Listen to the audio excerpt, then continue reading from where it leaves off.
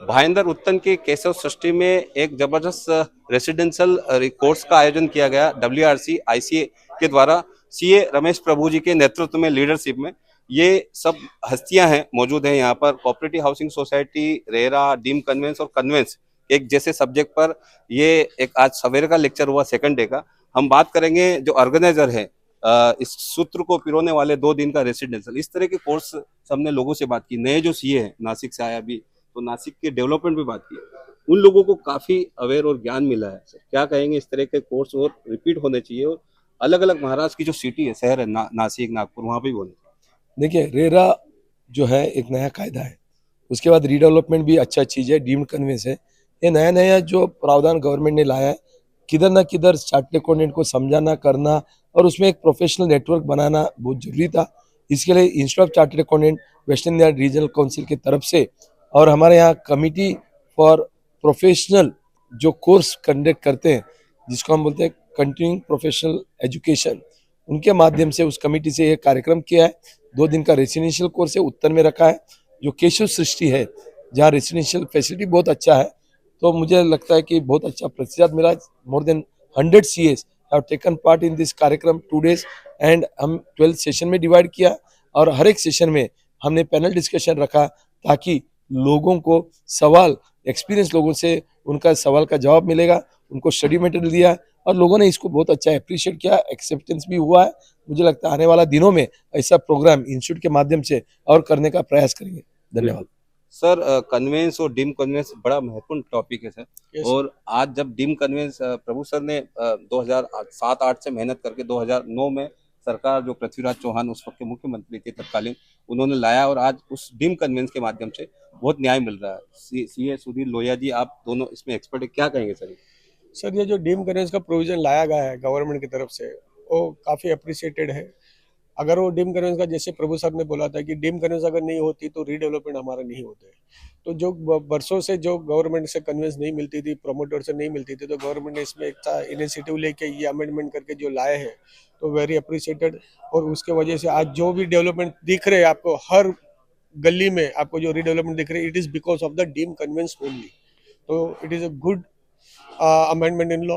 और प्रभु सर ये ऐसे जो सेशन रखते हैं, मेरा तो ये कहना है कि सब लोग ने ये जो सेशन अटेंड करनी चाहिए, उससे उनको और नॉलेज मिलेगी और उसके इसमें और अवेयरनेस आएगी। और उसके हिसाब से जो भी डिफिकल्टीज अभी भी जो डिम कहीं कहीं आ रही है, तो वो भी उसके बारे में भी हम लोग गवर्नमेंट के पास वो मैटर लेके जाके उसको रिजोल्व कर रहे हैं। बिल्कुल, डीम कन्वेंस और कन्वेंस में यदि इश्यूज है, कुछ सवाल है लोगों के या कुछ समस्या है, तो वो सरकार को मेमोरेंडम के थ्रू, निवेदन के थ्रू सरकार से मनवा सकते हैं। और ऐसे हो रहा है बहुत सारे one window. Sudhir ji, one window की बात हो रही, देवेंद्र फडणवीस ने हाल ही में कहा था डीम कन्वेंस के लिए, कन्वेंस के महत्वपूर्ण टॉपिक है, इस पर होना चाहिए क्योंकि रीडेवलपमेंट को एक प्रोत्साहन मिलेगा। एक्चुअली ऐसे देखे जाए तो क्या है कि इसमें वन विंडो इसलिए इतना ज़रूरी है कि आज डीम कन्वेंस लेने के लिए हमें अलग अलग डिपार्टमेंट में जाना पड़ता है। पहले एक हमें डिस्ट्रिक्ट डेप्यूटी रजिस्ट्रार में जाना है, फिर एजुकेशन में कलेक्टर स्टैंप में जाना है, फिर उसके बाद में हमें जाना है रजिस्ट्रेशन के लिए सब रजिस्ट्रार के पास में, और फिर वापस सिटी सर्वे ऑफिस में म्यूटेशन एंट्री के लिए। तो ये इतना लंबा प्रोसेस होता है।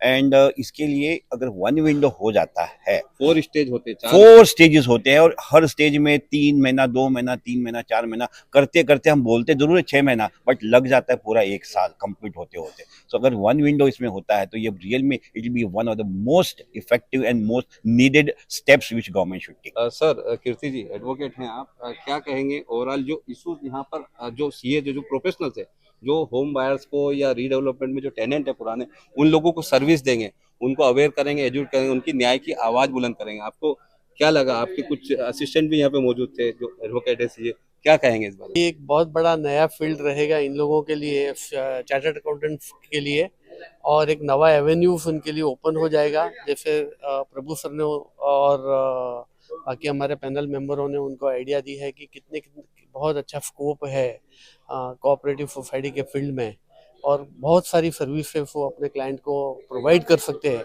आज सिर्फ अपनी सर्विसेज ऑडिट तक ही सीमित न करते हुए वो बहुत सारी सर्विसेज और भी प्रोवाइड कर सकते हैं। और कोऑपरेटिव सेक्टर क्या है सर, वो क्वासी जुडिशियल अथॉरिटी के पास चलता है, तो जहां उनको अपीयरेंस में भी कोई तकलीफ नहीं है, उनको अपीयरेंस अलाउड है, तो उस लाइन में भी वो एक जो एवेन्यू है वो जरूर से एक्सप्लोर कर सकते हैं। और अच्छी प्रैक्टिस सारी कर सकते हैं। दूसरा, नेटवर्किंग की जो बात आज प्रभु सर ने की है वो भी बहुत काफ़ी अच्छी है कि वो नेटवर्किंग करके भी है, जो जो उनके फील्ड नहीं है उनसे भी नेटवर्किंग करके भी वो क्लाइंट को सर्विस प्रोवाइड कर सकते हैं। बिल्कुल कहने का मतलब एक फैसिलिटेटर के तरफ से भी एक काम कर सकते हैं वहाँ सर, पे। सहकार संवाद में हमारे बहुत सारे डिप्टी रजिस्ट्रार खुलकर बोलते हैं। राजेश लवेकर जी से हमारी बात हुई, बहुत 80-90% प्रसाद दे रहा। तो क्या ये सर हाउसिंग सोसाइटी के जो रीडेवलपमेंट में सहकार संवाद कुछ सवाल, कुछ प्रॉब्लम्स को निराकरण करता है, कुछ हल करता है? सर जरूर से करता है, जरूर से करता है।